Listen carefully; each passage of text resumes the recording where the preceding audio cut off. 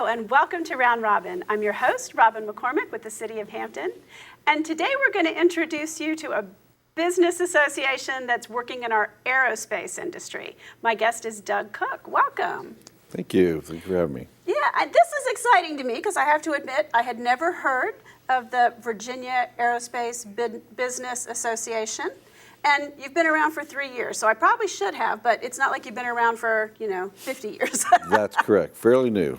This is exciting to me as a Hampton resident because there's enough businesses to have a group that you guys are getting together that we're promoting the aerospace private business in Hampton especially, but of course the region as a whole. That's correct. This is a group of folks that came together probably about 4.5 years ago. We started as an outgrowth from support contractors that were supporting the Langley Research Center. And, one of the things we found is that while there was a contractor forum that was kind of sponsored by NASA, and we got together once a month to talk about things, but it was really under the umbrella and guidance of a government agency saying, okay, we're bringing you guys together.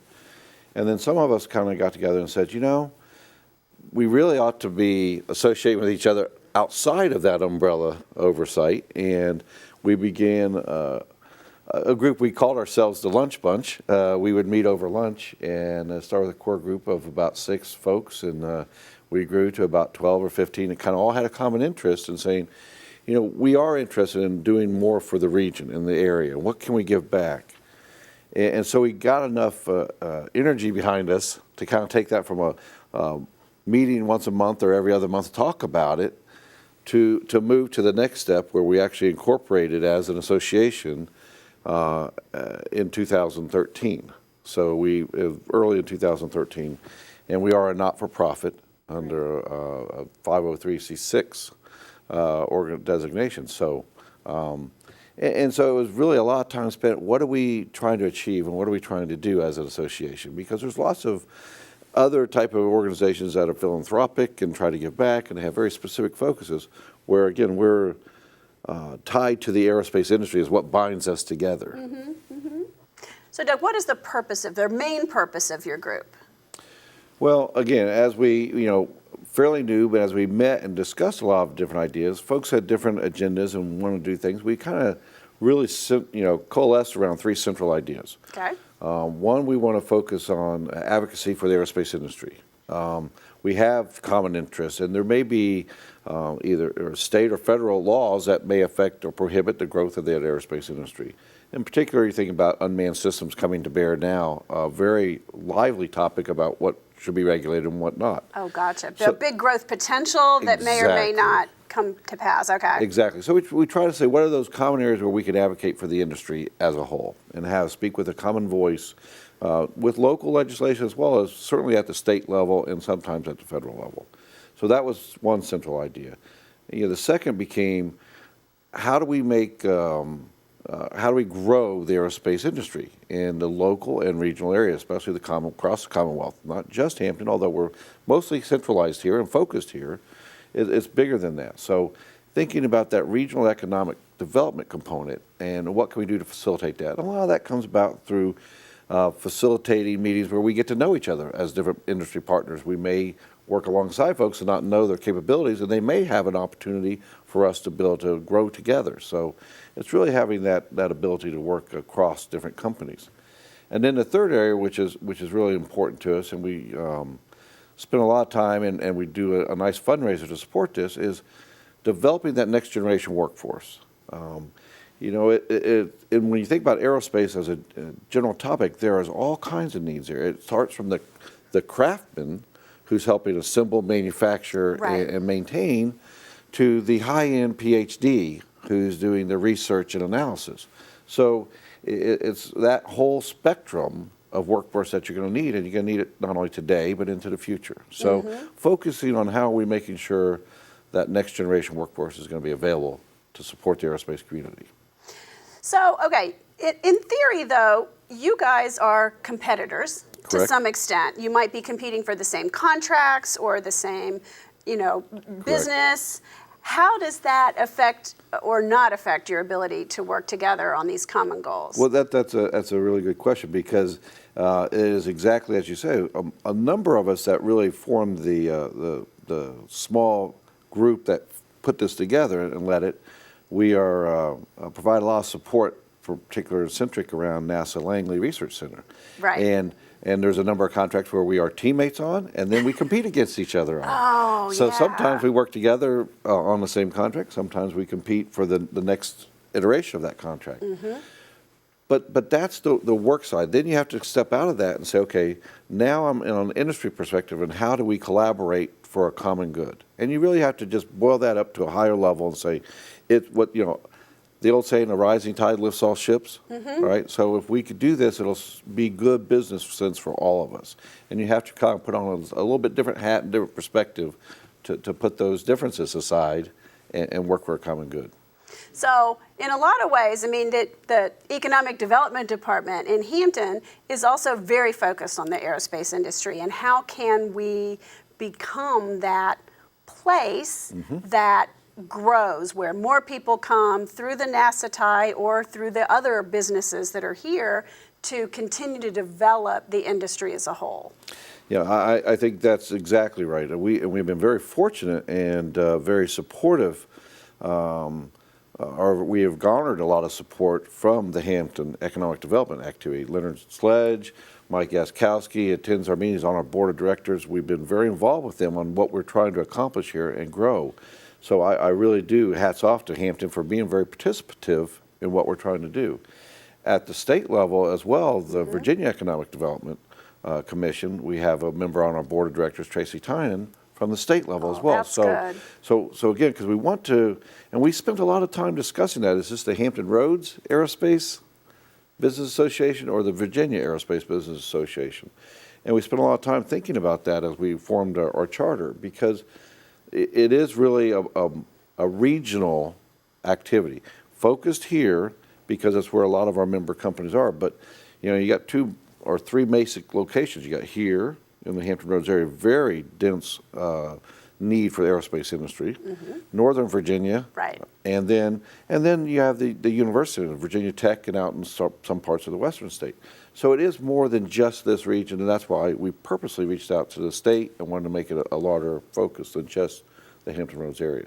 Well, and it is. If you're trying to grow the whole thing, you've got to include the educational institutions, and hopefully, of course, here in Hampton, the Yes. National Aerospace Institute, Yes. because that's where research, certainly research happens in the private companies as well, but you've got to have the research for those future jobs and the future industry. I hadn't mentioned our membership, but that's exactly right. We have over 40 different members in the association at this point.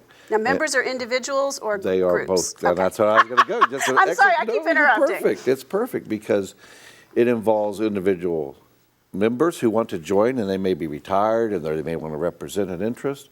They may have maybe a consultant representing the needs of some of their clients, and then we have some educational institutions. NIA, you mentioned the National Institute for Aerospace. They're a member company and sit on our board, as well as the industry companies. So we have all 3 dynamics represented on our board and in our general membership. So we have over 40 members right now in the association, so we're growing. That's really impressive. And tell us the company that you work for, because I'm sad to say some of these companies are so up in that Magruder corridor, we don't drive by them, we don't see the signs, Right. or they work actually on base or on NASA, and we don't, sadly, a lot of us citizens don't know you all really exist. That's right. So I'm with Jacobs Technology, and we provide support to NASA Langley Research Center and NASA Air Force Base. Okay, so we actually we're part of the aerospace and technology line of business within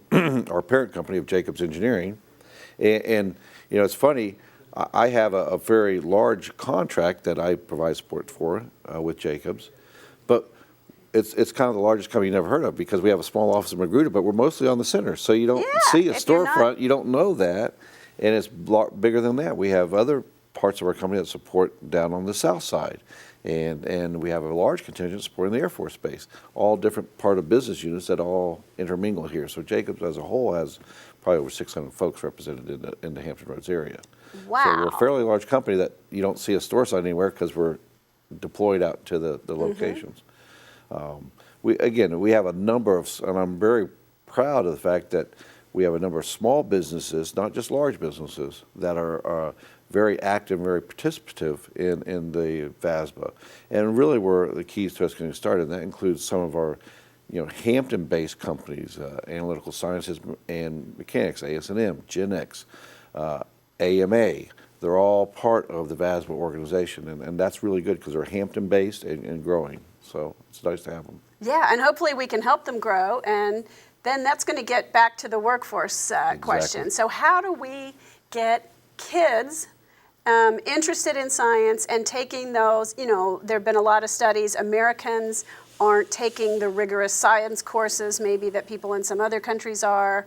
There's all kinds of efforts for STEM education or STEAM education. Right. How do we hook kids, and especially girls and minorities have been underrepresented in those technologies? So when we talk about trying to develop that next generation workforce, again, fairly new organization. We don't have a 20-year history of things we've done, but we find it's important on two levels. One, we have been working. There's a new initiative for the Advanced Integrated Manufacturing Center, I believe, at Thomas Nelson Community College. Stu Harris is running, and we've interfaced with him a number of times on what he's trying to accomplish and how we might be able to support that. So I was looking for that, how do you get that technician or that certified associate degree level, those entry-level folks, and get them the education, get them interested in what you're doing. So we're working at that level.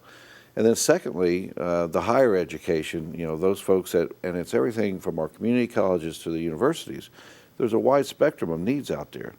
One of the things I'm most proud of as an organization that we've been able to do is we have an annual fundraiser, but we've been able to generate enough money that we have funded 10 individual scholarships in the first 3 years. So one of the things I'm most proud of as an organization, and again, being a relatively new organization, is the fact that we've been able to establish and fund 10 different scholarships over the last 3 years. We do that through a fundraising activity, and we'll come back to that. Maybe I'll tell you a little bit about our spring gala that will be coming up. Okay. But we use that as an opportunity to raise funds to be able to, again, provide that incentive to get those students back into the technology fields. That's a lot of scholarships for a young organization. You guys have really gotten on the ball there. We have, and again, I'm not claiming that they're $100,000 scholarships. Let's not overblow it. But kids pack. I mean, I know this from being a parent. Kids kind of line up a lot of scholarships and a lot of support, and it takes that. It takes that, and it's we focus on a needs base. They demonstrate need, and we don't target just you have to be going to a 4-year program. It has to be just aerospace engineering. We have, with Hampton University, Old Dominion University, Thomas Nelson Community College, we reached out to the Eastern Shore Community College, and there's a total of 7 different institutions that we funded the scholarships at across the Commonwealth. So we're trying to spread the money, not just focus at one area, and really reach that diversity of student that's out there who want to go into a technical field, not necessarily sure. They may be starting like a lot of folks, which is a wonderful path to start in community colleges, not just saying, I'm going to a 4-year degree program. Not that there's anything wrong with that, don't get me wrong, but there's a whole plethora of students out there that need support, and we're trying to reach out across that. That is wonderful. Okay, so you said you were going to come back and tell us about your fundraiser. Give you a chance to make a pitch for that. So it's so one of the things we also, as we started out, we said, okay, we looked around some different enterprise models that we wanted to kind of model ourselves after, pattern ourselves after. Around NASA centers, there's a number of these activities. Up at Maryland, outside Goddard, there's what they call a Goddard Memorial Dinner, and down they have one in Huntsville outside Marshall Space Flight Center. So we kind of looked at some of the things they had done, and we said, that's a good pattern. So we said, well, that's something we want to do. So what we had started in 2000, let's see, this will be our 3rd year, so 2013, or 14, I guess, 15 and 16, we held a 2-day Technology Day Symposium, and we can talk about that because there's really exciting opportunity coming up in April. And then that was culminated on a Friday evening by a gala. It's a formal black tie dinner where we have a keynote speaker come in and address the aerospace community, and industry is able to sponsor tables, sponsor seats where we're able to have industry, academia, and federal employees attend where it allows us a chance to intermingle in a setting that we don't normally get to interact in. You know, it's not a formal contractual setting. This is social, but it's really about the professional society intermingling with our counterparts on perhaps our customer base. We started, the first year we did it was, we had about 170 attendees. We were just over 200 last year, and we're hoping to be over 225 this year. Wow, that is huge for this region. That's really an It's a lot of fun, amazing. too. That's important. You know, you can learn, you can do business, but if you make it fun, it means more to people. And we've been, you know, I talked about a keynote speaker. The first year we had Carl Walls, who's a retired NASA astronaut, come in and talk about what it was like to be on the International Space Station. And that's very entertaining pretty cool. because we have a diversity. It's not just professional, it's certainly spouses that attend and everything. So it's a Right. mixed group of folks. So you want to make it entertaining and enjoyable for all parties. Last year we were very excited about having the Governor, Terry McAuliffe, was our keynote speaker. He's So dynamic. He's very dynamic. And He's enjoyed high him. energy. Wow. High energy, and so we enjoyed having him there. Of course, Mayor Wallace attended both years, and we're glad to have him. This year coming up, it's April 22nd, will be our third annual gala. And we have John Langford, who is the CEO of Aurora Flight Sciences, a Virginia-based company that specializes in a lot of different aircraft type systems, but in particular unmanned systems. So very interested to hear him speak to us this year. That sounds great. Okay, so obviously the gala is your big deal, your fundraiser, but you have kind of educational seminars that Correct. beginners and lay people might also get something out of during that time frame. So one of the things we've done is we'll say, okay, so we have an annual event like that. That's a big thing, and it goes a lot of time and effort to pull those all together. To make it a continuing discussion so folks can participate, we have monthly meetings. And those have varied in a number of different topics. We'll have industry specialists come in and talk about their company, what they're doing in the aerospace industry. We've had the Virginia Aviation Business Association come in. We've also taken 2 field trips, for example, up to Wallops Flight Facility on the Eastern Shore. Oh, that's Still cool. part of the Commonwealth. Right. I should say, yes, we've been up there 3 times, I should say. Now we've been up there again And in that's March. a growing facility. They're doing a absolutely. lot more stuff out there. Doing great things up there. So we've been up there to visit them. And the other thing is really kind of cool. Every year that since we've been around, we've hosted a congressional delegation and had Congressman Whitman and Ridgel both come in together at the same time. And we had Bobby Scott join them one time. We had all 3 of them. So they'll come in with a joint session. We'll do it over a lunch. And it's just a free-flowing dialogue with them, and they have a few comments and then just open up for questions. And that gets to your advocacy and your regulations issue and Exactly. a little bit of lobbying, and no, but not in a lobbying way, but in a discussion way. Not so much lobbying, but in a discussion way. The other thing we've really taken an active role in is in February each year, I think for the last 12 years, they've been having aerospace days up at in Richmond with when the Topics at the General Assembly. That's right. The General Assembly is in great. session. We go up there and spend a day talking about aerospace in general. And that had taken place long before VASBA was in existence. But for the last 3 years, we played a crucial role in scheduling that for the industry members to participate in a reception that night. So really have been trying to grow that, and it's gotten to the point where I was very happy this last year we were able to visit with Secretary of Commerce Maurice Jones, and then Secretary of Transportation Aubrey Lane, and we met with Lieutenant Governor Northam also from an industry perspective talking about what's going on in aerospace here. That sounds wonderful. Okay, so if people are watching this and they want to know more information, maybe they want to know what's going on at your monthly meetings or how to get involved, what's the best way for them to do that? So the best way to do that is, like everything else, go to our website. Yep. And VASBA, VASBA.org. And out there, we'll put out the upcoming events and information and contact information for you to reach out to different members of the board. We're about 15 members on our board now. Real happy to report that we just added Delegate Matthew James to our board this past year.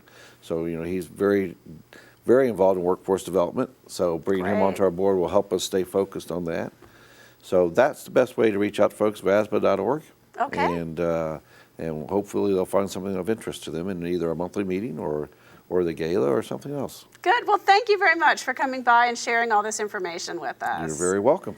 Thank you. We are so happy in Hampton to work with our private industry partners to help grow the base and the economic development and the tax base, and also for the country to do this research and to develop a whole new line of aerospace for our future. Thanks for watching.